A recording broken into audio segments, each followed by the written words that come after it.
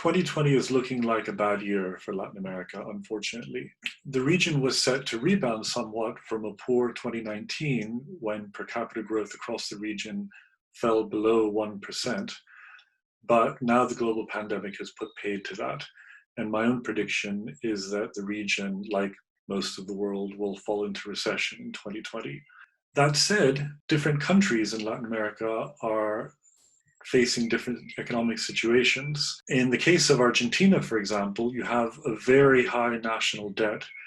which it looks like Argentina is going to default on now for a 9th time. Brazil is facing a different sort of situation in which the government's economic policy has been relatively successful over the last year and a half or so, but the political side is much wobblier, especially with respect to the coronavirus pandemic, in which the government is frankly sending mixed messages. And so as a result, Brazilians and Brazilian companies and organizations are unsure what the policy advice is today, and more importantly, where the policy advice is going, and it makes it very difficult for them to plan. As distinct from other Latin American countries, where you have seen a much more forceful response and much more coherent set of advice and actions taken in countries like Colombia, Peru, and Chile, which has confronted the global pandemic with one voice, as it were, in each of those countries. On the one hand, the forceful countries are likely to get on top of the pandemic quickly and then be able to lift some of the restrictions, hopefully gradually in an orderly fashion, to allow children to go back to school, then reopen universities, then reopen different businesses and different sectors of the economy, again in a controlled fashion, to restart economic activity more quickly than the countries that have not acted in this concerted and decisive way, that have kind of muddled through, which are unlikely to have gotten on top of the pandemic, and where the pandemic is likely to restart much more quickly, or never even to have come under control. And so where the long-term economic impacts of coronavirus are likely to be both higher and longer lasting in places like Mexico and Peru, unfortunately. And so you're likely to see a double whammy kind of shock in the latter group of countries, from much decreased global demand for the things that they produce, and also from the second part of the double whammy is that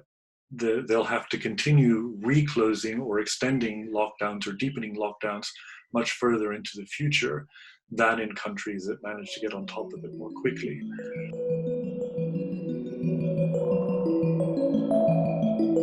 One of the big issues that is now coming into the center stage in the UK and has been on the agenda in different Latin American countries is what I call a false dichotomy between firm action today to close down the economy and get on top of the pandemic versus the economic cost or the perceived economic benefit of lifting lockdown. Lifting the controls and not getting on top of the pandemic has a huge economic cost. There's a recent study by a couple of colleagues at the University of Chicago that estimates the cost of spiraling death tolls from spiraling infection rates from not locking down the economy and not getting on top of the disease. And these hugely outweigh the economic cost of locking down the economy, because you have to not only count up the lost production, the lost income, and the lost economic output of people who fall ill and many of whom then die, but you also have to factor in things like runs on supermarkets where people begin panic buying as the death mount spirals, and then potential runs on the banking system, and then collapses in confidence in the economy and also in political leaders, which could lead to unrest and even violence in the worst cases if death counts get very high. So the point is that the false dichotomy is based in the realization that not doing anything has enormous costs. And you need to balance that against the very high costs, the admittedly high cost of doing something. But the cost of doing something end up being much, much lower in the face of this highly infectious disease than the cost of doing nothing.